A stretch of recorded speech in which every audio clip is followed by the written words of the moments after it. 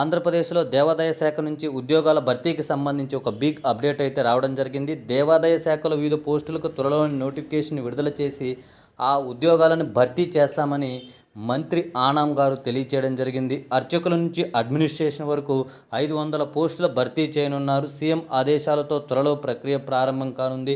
రాష్ట్రంలో 5250 ఆలయాలకు దీప నైవేద్య అమలు చేస్తున్నారనే విషయాన్ని ఆయన తెలియజేశారు. ఈరోజు కాణిపాకంలో బ్రహ్మోత్సవాల సందర్భంగా స్వామివారికి మంత్రి ఆనాం పట్టు వస్త్రాలను సమర్పించి అన్న వితరణ భవనాన్ని ప్రారంభించారు. ఇందులో భాగంగానే దేవాదాయ శాఖలో ఉన్నటువంటి అన్ని ఈఓకు సంబంధించినటువంటి పోస్టులు కావచ్చు, అలాగే అడ్మినిస్ట్రేషన్కు సంబంధించిన పోస్టులు కావచ్చు, మొదలైనటువంటి వాటిని ఫిల్ఫిల్ చేయడానికి కోసం కూడా త్వరలోనే నోటిఫికేషన్ విడుదల చేస్తామనే విషయాన్ని తెలియజేశారు.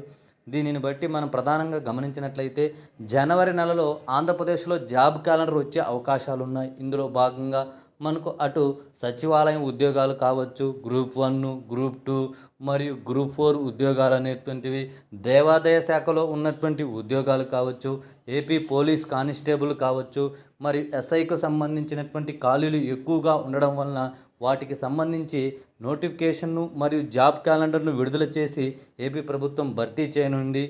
మరింత ఉద్యోగ సమాచారం కోసం మన ఛానల్ను సబ్స్క్రైబ్ చేయండి, లైక్ చేయండి, షేర్ చేయండి.